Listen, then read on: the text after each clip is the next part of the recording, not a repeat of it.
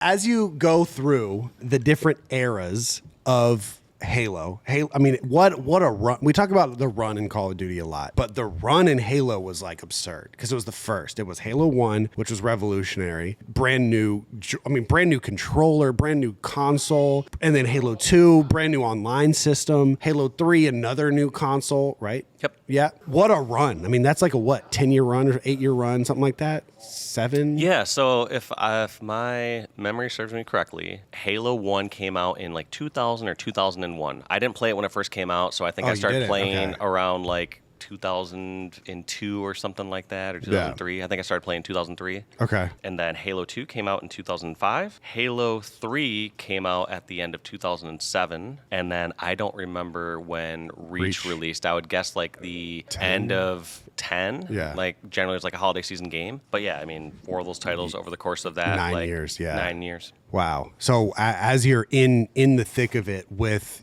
competing and you're probably the most popular player at the time, did you ever think about the down curve, or were you just riding the wave? More so riding the wave, Yeah. I would say. And I think I had always been more optimistic or thought about like, all right, kind of what are these next steps? I definitely tried to position myself to be in a spot for success, whether I was starting like a clothing company or different things that I was attempting. But I think it's tough when so much relies on the developer, because I think we'd had ups and downs with many different titles. And I think that's one part that doesn't even get spoken about as much when it's like even Halo 1 to Halo 2. There was a lot of old Halo 1 heads that were like, this game ain't Halo. Like, this don't feel the same. Yeah. They're like, sure, I'll try it, and it has the same title, but like it was significantly different in the amount of like the movement, the verticality, the dual wielding, the the pace of the game.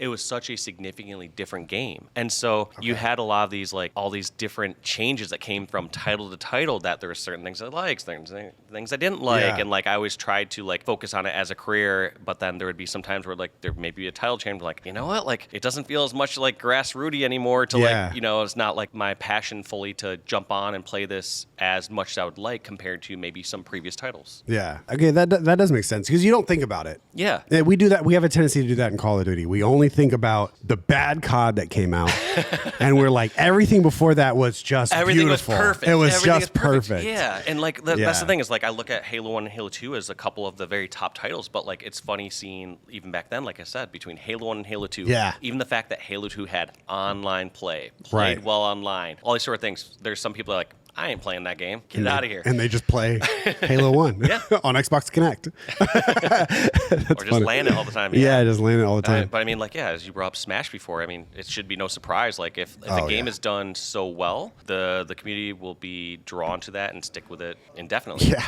I mean, they're playing. That game came out in 2001, and there's a major next month. It's unbelievable. Yeah. I mean, do you think if there wasn't a different releases in Halo, and you guys had the ability to play whatever game you want at all times, no matter what the developer said, do you think Halo, I guess it would be either 2 or 3, it's probably a toss-up between people, do you think that has the longevity, would have been able to survive? I don't know if it would have, to be honest with you.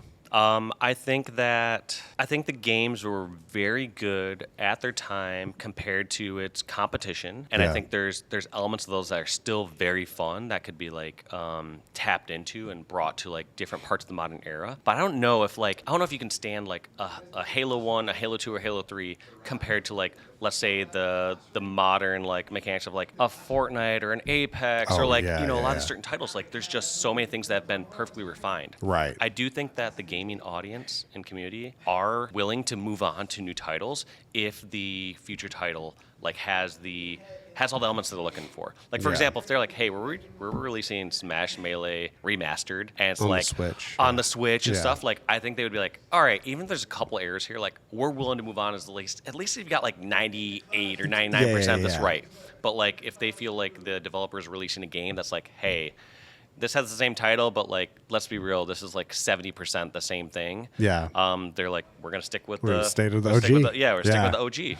And so, and I feel like we've seen that with other titles too, like a Counter-Strike. Like, I feel like there was that split at one point between when they released Counter-Strike Source and 1.6. They're like, half the community stayed in one side, half in another, and they kind of reconverged those communities with CSGO. Yeah. And now they're kind of like, hey, guess what? We're not even giving you a choice. We're gonna do CSGO too. Yeah. I'll be happy, and like, they want to also do right by the community. So I think there there are ways to appease most of the community that way. Yeah.